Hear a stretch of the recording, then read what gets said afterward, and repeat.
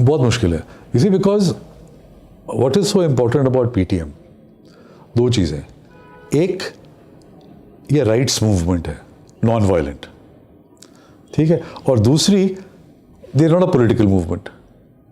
हालांकि Ali Wazir and the other person जो है मोहसिन दावर, वो इंडिपेंडेंटली इलेक्शन लड़े हैं। अच्छा, आर्मी के लिए अगर कोई बंदूक उठाता है, बड़ा आसान है क्रश करना, because they have a monopoly, they have much more violent fire power. कोई पॉलिटिक्स में जाता है तो उनके लिए भाई हम मिनिस्टर बना देंगे, तुमको ये लाइसेंस दे देंगे, ये कर देंगे, वो भी तोड़ जाएंगे। ये मूवमेंट ऐसी है जो आर्मी डील नहीं कर सकती, इसलिए बड़ा मुश्किल हो रहा है उनके लिए। कंट्रोल कैसे कंट्रोल करे? लोगों को अरेस्ट करेंगे, मोहसिन दावर को भी अरेस्ट किया हुआ था, लोगों को मारा हुआ है चेक पोस्ट पे, अभी भी मार रहे हैं, तालिबान का यूज़ कर रहे हैं कि इनको ख़त्म करने के लिए। मगर ये अब आग पकड़ चुकी है। वो ओरिजिनल जो उसको मारा था नकीबुल्लाह मसूद को कराची में, वहाँ से लेकर, वहाँ से कैसे एक चिंगारी थी वो ऐसी भड़की अब पूरे फाटा जो अर्स्टवाइल फाटा और केपीके में फैल गई है। अब लोग समझने लग पाए हैं, इन्होंने एजुकेट चुके, उनकी मीटिंग्स का देखिए, मीडिया पे कवर नहीं होती है, सोशल मीडिया पे कवर होती है, हज़ारों की तादाद पे लोग आ रहे हैं, उनको सुनने आ रहे हैं, क्योंकि हर एक की कहानी वही है। हर एक के रिश्तेदार मारे गए हैं, सो मेनी पीपल IDPs बन गए थे, अपने ही देश में वो रिफ्यूजीज़ हैं, और बाकी के लोग उनको सस्पिशन से देखते हैं कि ये तो टेररिस्ट है। एजुकेशन नहीं है बच्चों के लिए, हेल्थ की फैसिलिटीज़ नहीं है। अब लोग कहते हैं कि हम क्यों मारे जा रहे हैं? हमें अपनी फॉरेन पॉलिसी ऑब्जेक्टिव्स के लिए अफगानिस्तान में जो आप करना चाहते हैं, हमें क्यों यूज़ कर रहे हैं? और ऊपर से तालिबान से पिटवा रहे हैं हमें, एक तरफ आर्मी एक तरफ तालिबान है। तो ये पाकिस्तान आर्मी के लिए जो अभी टैक्टिक्स यूज़ कर रहे हैं, अली वज़ीर को करा दिया, किसी को मरवा दिया, इससे ये कम मूवमेंट नहीं होने वाली, ये और भड़केगी। जितना ज़्यादा तशद्दुद करेंगे वो और उस पर राइज करेगी। और ग्रेजुअली आप देखेंगे कि जो पॉलिटिकल पार्टीज़ भी हैं, ANP KPK में है, और महमूद खान अचकज़ई की पख्तूनख्वा मिली अवामी पार्टी, ये ग्रेजुअली भी इनको सपोर्ट करने लगे, क्योंकि ये जेन्युइन ग्रास रूट्स मूवमेंट है। इनको पॉलिटिकल पावर नहीं चाहिए, वायलेंस नहीं। ये कह रहे हैं कि जो कॉन्स्टिट्यूशन में राइट्स जो पंजाबी, सिंधी और बलोच को मिले हैं, वो राइट्स हमें दीजिए, आप हमें क्यों भेज रहे हैं मरने के लिए? Why are you recruiting us as jihadis? हम नहीं बनना चाहते। ये पाकिस्तान आर्मी टैकल समझ नहीं पा रही है और टैकल नहीं कर पाएगी।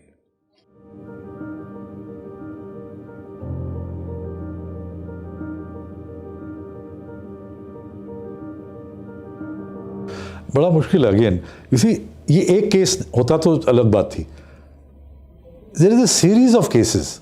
अब देखें, वो रेको देक का केस है, $6.5 बिलियन उन पर जुर्माना लगा हुआ है, उसी के लिए उनके 2 होटल्स जब्त हो गए, PIA का प्लेन रोका गया, अब ये $65 मिलियन उनको देने पड़े।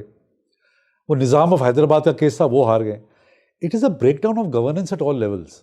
जैसे हर एक कंट्री में अपने लॉयर्स होते हैं, अपनी सीजन ब्यूरोक्रेट्स होते हैं, पॉलिटिशियन होते हैं, वो जानते भी कैसे इंटरनेशनल आर्बिट्रेशन को डील करना है। ये केस पर केस हारी जा रहे हैं, और इस ब्रॉडशीट में तो अंदर से खोखला किया है।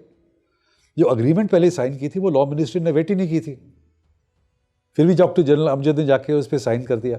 अग्रीमेंट एक कंपनी में था, कोलोराडो में, अग्रीमेंट साइन किया Broadsheet of Isle of Man में, है ना, और गलत पैसे ओरिजिनल कंपनी को दे दिए $1.5 मिलियन, और बाद में $28 मिलियन इसको देने पड़े। टोटल $65 मिलियन है paid.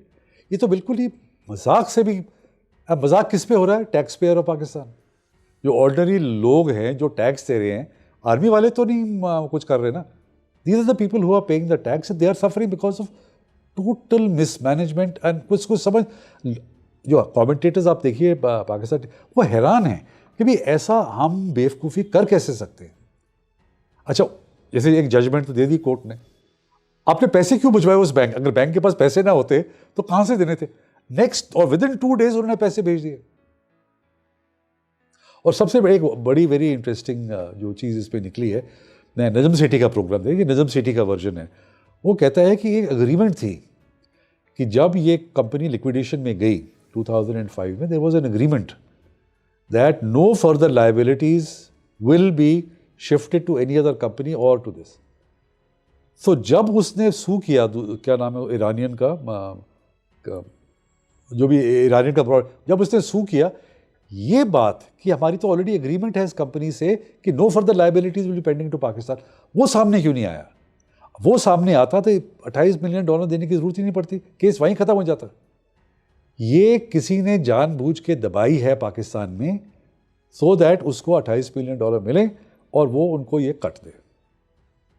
I don't know how far it is true, क्योंकि मैंने इसकी रिसर्च ही मैं बयान कर रहा हूँ जो उसे Najam Sethi. This is what I have also come to know. पहला शख्स इस केस का है वो तारिक मलिक, जो एयरफोर्स ऑफिसर है। वो जनरल अमजद से कैसे मिला? क्योंकि उसका फादर इन लॉ एक जनरल नईम था, उसके थ्रू ही अमजद को मिला। फिर इसने कोई वेटिंग नहीं कराई, स्वीट टॉक करके कोलोराडो ले गए, वहाँ से मिलाया उनको बड़े ब्लोशर वोशर दे के। और दूसरा जो प्रोसिक्यूटर जनरल था नैब का, आई फॉरगेट हिज नेम, उसका भी नाम, उसका लड़का सीक्रेटली उसी कंपनी में काम कर रहा था जेरी जेम्स के साथ। तो जो भी अंदर की खतरे थी, but the DG NAB himself was coming out over there. तो उसका कनेक्शन आईएसआई से क्या था, या उसका कनेक्शन, क्योंकि 3 army generals one after the other NAB के चेयरमैन थे। ये रिटायर्ड एयरफोर्स ऑफिसर थे और son in law of General Naeem, तो सारी जगह ही आर्मी है। तो there will something on the other will bound to cut. और जितनी जल्दी इन्होंने ये पैसे भेज दिए यूबीएल में, यूनाइटेड बैंक का जो का है, उसमें मुझे सस्पिशियस लगती है, क्योंकि ये पैसा सिर्फ इसको पेमेंट के लिए था। ये पैसा वहाँ रखा गया था for ISI's activities abroad. This is also possibility ना।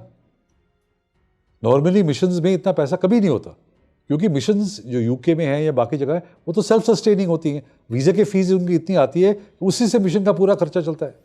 तो पाकिस्तान से भेजने के क्या ट्रेंड था, क्यों भेजा, कैसे भेजा, किसने भेजा और किसके लिए भेजा, तो इसकी ये भी आई एम श्योर कभी ना कभी मैटर बाद निकलेगा। बट अभी तक कोई एविडेंस प्रूफ डॉक्यूमेंट ये सामने नहीं आया। मे बी अच्छा आएगा, क्यों नहीं, मुश्किल से आएगा, क्योंकि जो उन्होंने इन्वेस्टिगेटिव जो कमीशन बनाई है वो है जस्टिस अजमत शेख, जो नवाज शरीफ के JIT के, और वो डिप्टी प्रोसिक्यूटर जनरल थे नैब के इन 2000 जब ये कॉन्ट्रैक्ट साइन हुआ है।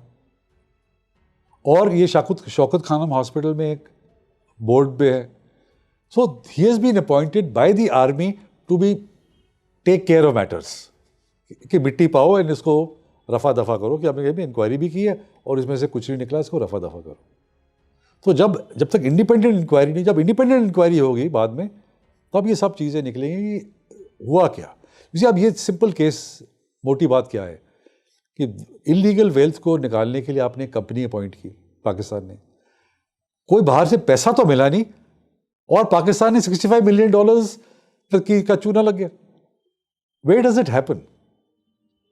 और उसमें the other big thing, Pakistan में लोग कहते हैं कि नवाज शरीफ की $820 मिलियन की कंसील्ड वेल्थ है। तो ये मुसावी कहते हैं अच्छा 820 मिलियन, 20% तो मेरा, तो 160 मिलियन मुझे और दो। वो जज था, उसने कहा नहीं $820 मिलियन नहीं, it is $100 million and therefore you will get 20 million. अब यहाँ पे जो जितने भी मिनिस्टर्स हैं, ये शिबली फराज है, ये अकबर है, वो तो कहते हैं कि नवाज शरीफ की ऑलमोस्ट $1 बिलियन वेल्थ है अब्रॉड। जितना ये ज़्यादा चीखेंगे उतना वो कहेगा नहीं मुझे तो और पैसे दो, and he will win his case again he will win his case. So Pakistan ने अपने आप को बिल्कुल एक बंद कमरे में घुसेल दिया, अपने आप पैरों पे खुद कुल्हाड़ी मारी है।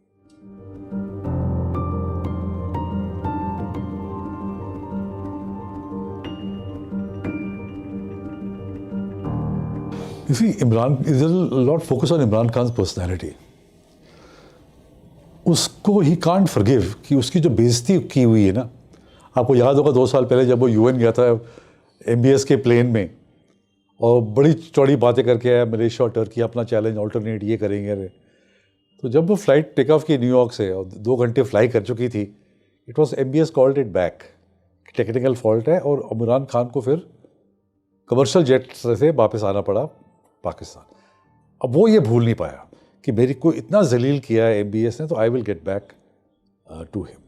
तो ये पर्सनल खुंदक है, इसकी पर्सनालिटी डिसऑर्डर समझ लें, क्योंकि रियासत के मामले इस तरह के इमोशंस और रिवेंज बेसिस पर चलेंगे तो खतरा है, you will only go down hill.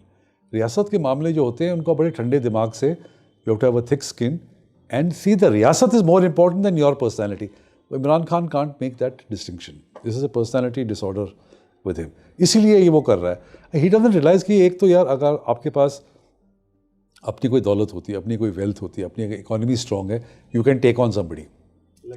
हाँ, आप भिखमंगे हो, कटोरा खान उसको कहते हैं, you are going from to China after every 1 month कि हमें पैसे दो, हमें पैसे दो, और आप सऊदी अरेबिया जैसे country which is still has oil power और सेंटर ऑफ इस्लाम, उसे पंगे ले रहे हो।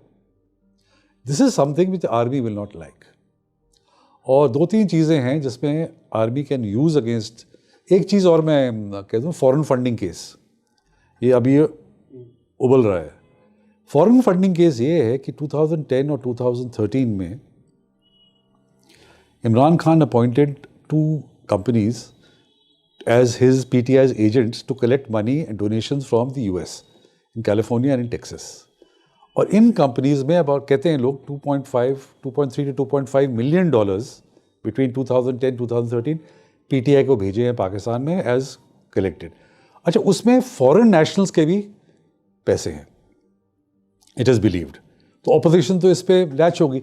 ये केस 2014 में फाइल किया था, और पिछले 6-7 सालों से Imran Khan has be doing his best कि ये केस हेयर ना किया जाए। हाँ, पहले ईसीपी की जुरिडिक्शन नहीं है, फिर इस्लामाबाद हाई कोर्ट में गए, और बहुत हथकंडे इस तरह यूज़ किए हैं। अच्छा, इसकी प्रॉब्लम क्या है, that as per the political parties act, अगर आप फॉरेन नेशनल से डोनेशन लेते हैं तो you become a foreign funded political party, और foreign funded political party if it is proved, party stands dissolved. तो अगर ये प्रूव हो जाता है, ऑपोजिशन कह रही है ना कि हनूद और यूनूद की साजिश, India and Israel have paid money, अगर ये प्रूव हो जाता है कि डोनेशन किसी इंडियन या इजरायलीज ने दिए हैं, तो फॉरेन फंडेड पार्टी होगी, party is liable to be dissolved. और दूसरा, इमरान खान हिमसेल्फ, क्योंकि उसने सर्टिफाई किया है कि no foreign funds were used, फिर वो सादिक और अमीन नहीं रहते, तो he will lose his membership of the National Assembly, और मे भी तरहयात हो, फॉर लाइफ हो।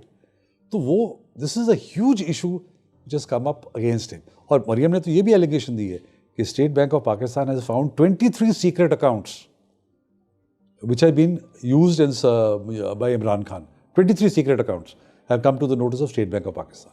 तो ऑपोजिशन तो उसको छोड़ेगी नहीं इस केस पे। अभी रिसेंटली धरना भी दिया था ईसीपी के खिलाफ, और मौलाना फजलुर रहमान ने कहा कि नवाज शरीफ का केस तो आपने 6 महीने में डिसाइड कर लिया, इसको 6 साल हो गए, why are you not deciding this case? So lots of pressure points are building up. उसकी जो घेरा है उसके गिर्द गिर्द बहुत तंग हो रहा है इमरान खान।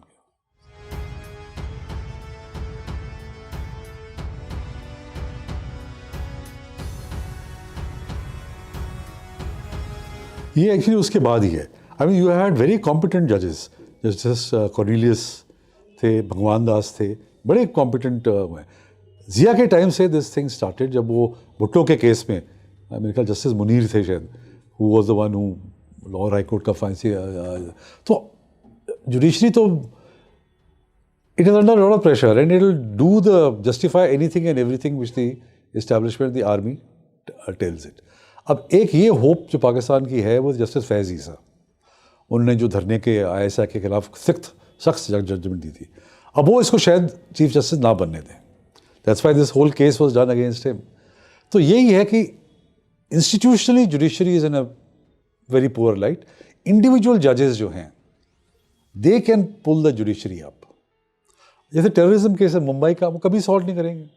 हाफिज सईद कभी अंदर होगा, कभी बाहर होगा। FATF की मीटिंग आ रही है, इसके बाद all those cases will be withdrawn की जस्टिस एविडेंस नहीं है, यू कांट कीप हिम, इसको रिलीज हिम। डैनियल पर्ल का देख लो, 18 साल के बाद लगता है कि डैनियल पर्ल का कत्ल ही नहीं हुआ, डैनियल पर्ल का कत्ल ही नहीं हुआ। I mean, you know what a mockery.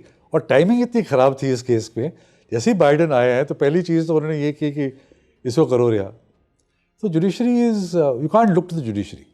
Media to some extent, maybe civil society not, because बड़ी वीक है। अब ये ऑपोजिशन इकट्ठे हो गए या इकट्ठे रहें, फिर पॉसिबल है कि पाकिस्तान को थोड़ा बहुत दलदल से निकालें।